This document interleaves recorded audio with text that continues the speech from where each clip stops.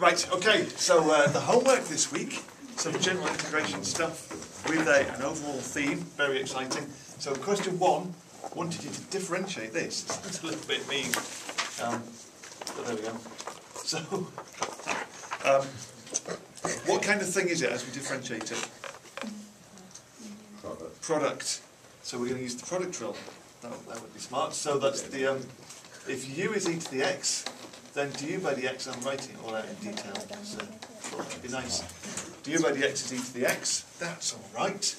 If v is sine 2x minus 2 cos 2x, ooh, dv by dx, well, if we differentiate sine 2x, we would get, what would we get? 2 cos 2x. And if we differentiate minus 2 cos 2x, we would get a plus 4. Sine 2x. And we know it changes the sign, it goes plus because when we differentiate cos, it goes negative, doesn't it? Cos differentiates to minus sine. CD, right, good. CD music system, yes, good. Glad we got that in. So there we've got these bits here. So the derivative, I think I managed to match that on the video, didn't I? Would be u times dv by dx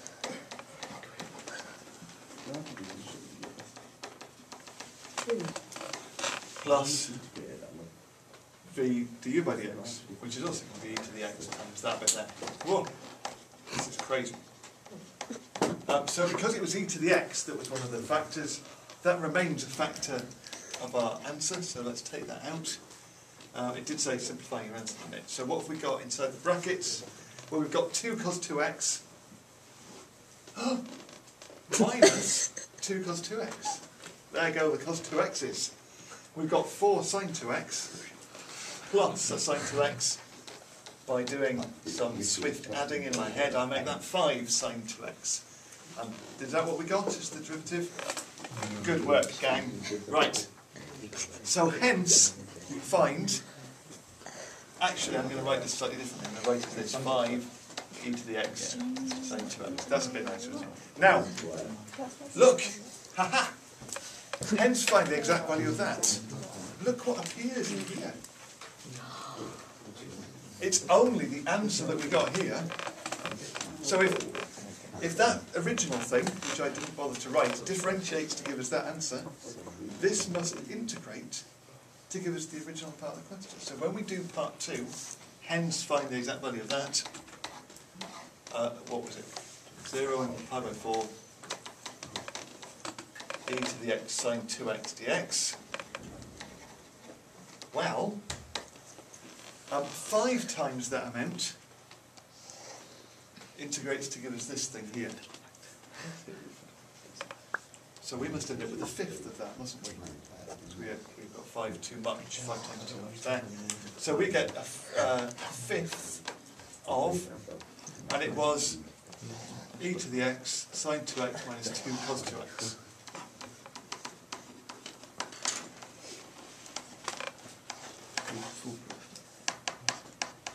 It's a funny thing because quite often we always find this as we start looking at Core 4 Plus papers, that students look through for a challenging integration question and they do things like they look, just glance through the paper, spot that integral there and think, right, I'm going to do that. And sit down and try and work out that integral. I think that's a lot of work for only 3 marks. It's all about having done the first part and spotting the connection between them. So we've got this, it's already all done, it's great. Let's sort out the limits. We've got 1/5 e to the pi by 4 times, what's that going to be? Well, with 2x is pi by 2, isn't it? So we've got sine pi by 2, which is 1, minus 2 cos pi by 2, which is 0.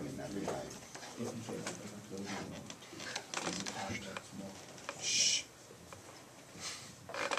Sorry, video. Right, and the second part we're going to take away this with 0 in it, which is a fifth e to the 0, which is 1 of course, and then sine of 0, 0 minus twice cos of 0, which is 1. So that's minus 2. Nicely explained, Dave. So we've got, what have we got? A fifth e to the pi by 4 in the first bit, plus 2/5. Would that be right? And so we're going to end up with 1/5 times e to the pi by 4 plus 2, or some exact equivalent. Did we get that? Excellent work. Did you get that? I think so. No, Yeah. I think Oh, right. I think it was something close. Ah, good. Okay.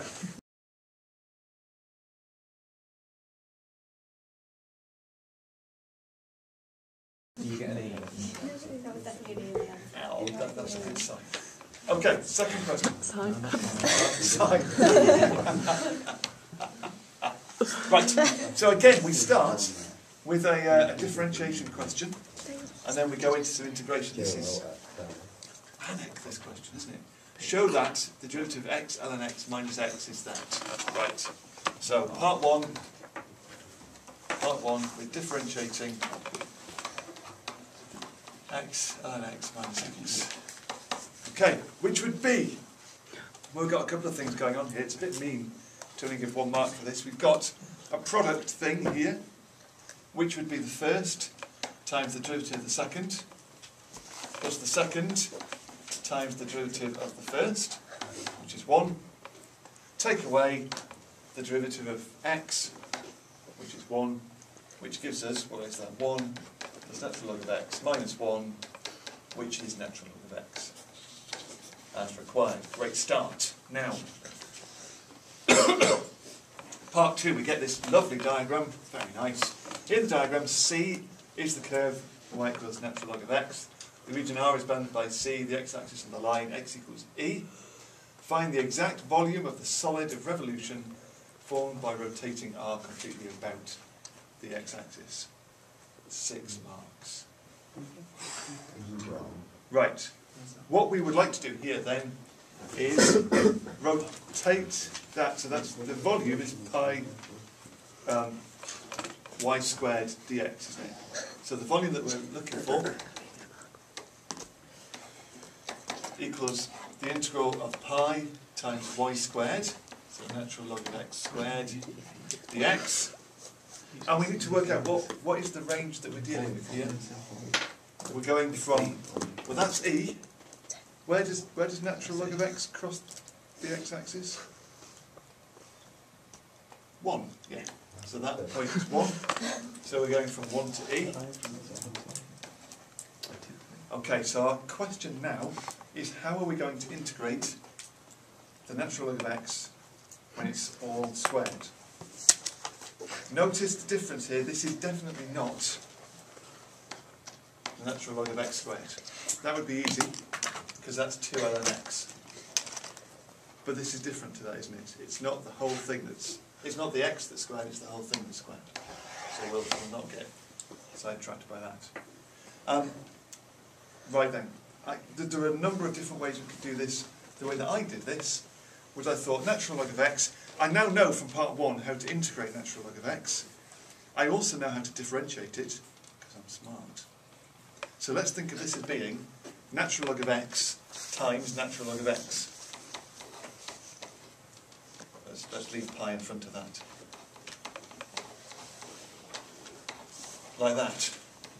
So that makes it an integration by parts question. U is ln x, so du by dx is 1 over x. dv by dx is also ln x. But because of the hence bit in part 1, that means that v is x ln x minus x. Because that's what part 1 did. Now let's see what happens if we put that together. My volume now becomes pi times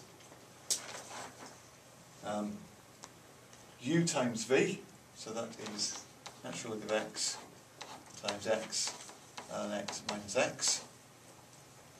Actually, how many brackets do we want here? Between 1 and e. Minus the integral between 1 and e v du by dx. Oh, well look, if we multiply these together, the 1 over x cancels with the x bits there and just leaves us with an x minus 1 as the thing that we're going to integrate.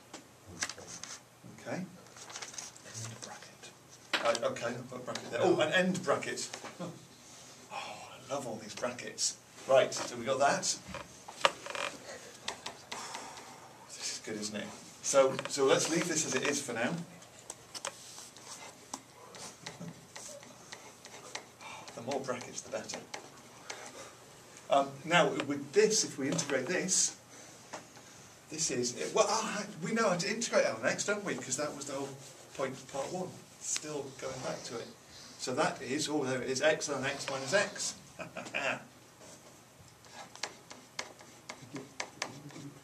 And if we integrate 1, we get another minus x in there. Between 1 and e.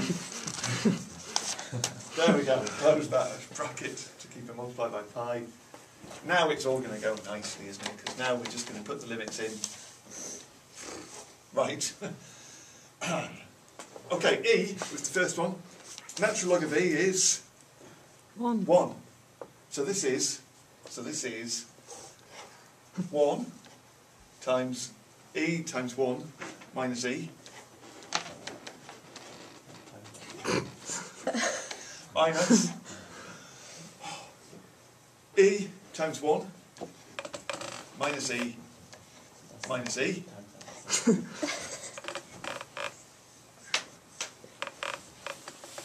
Yep.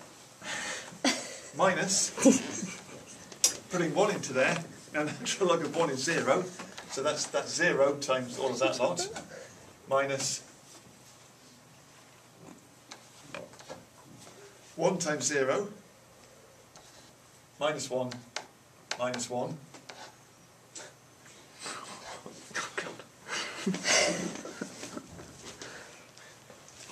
Loving these brackets.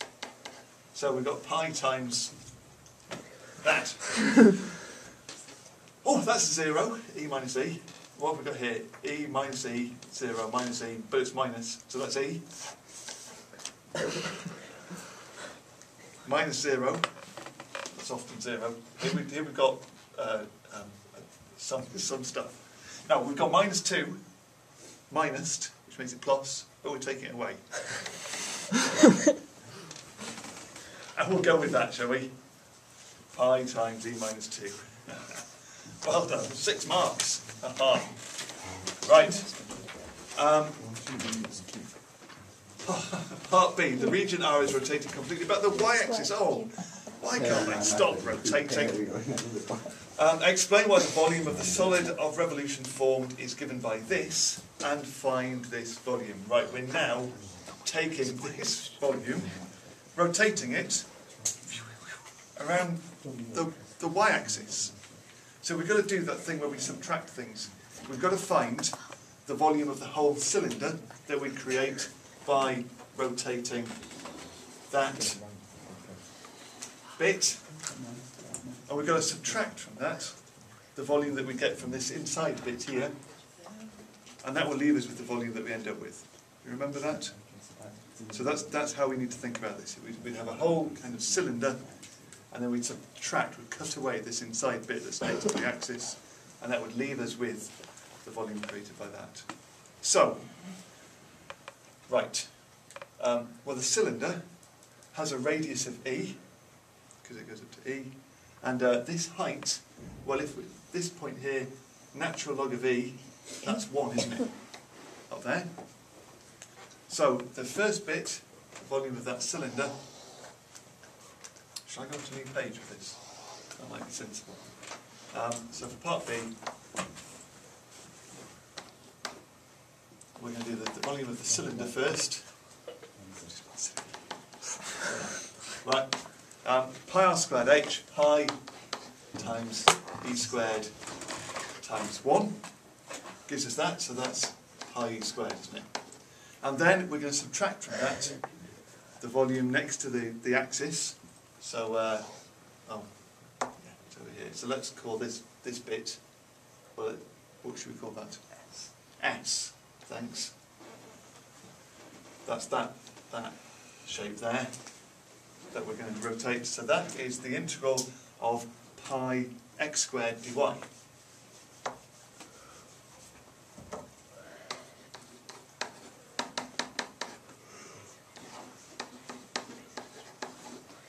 As we go from 0 to 1, because they were the limits that were there.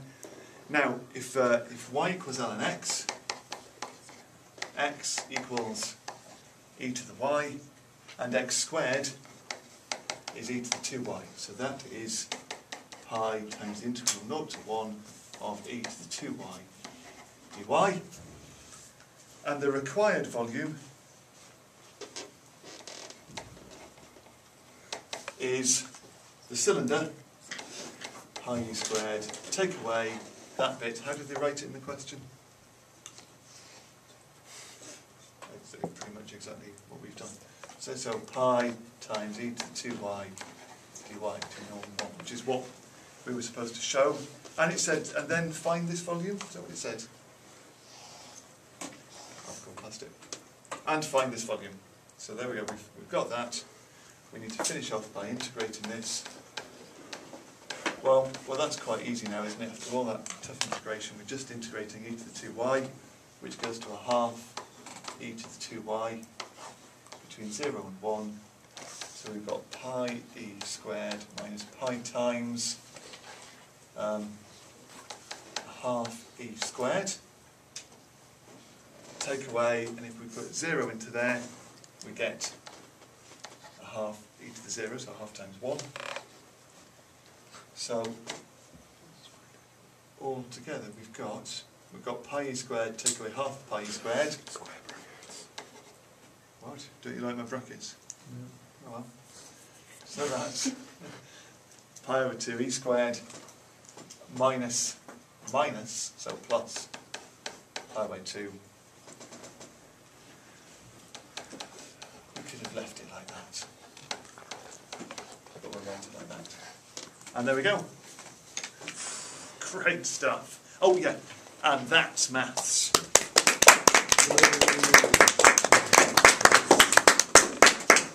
Boo.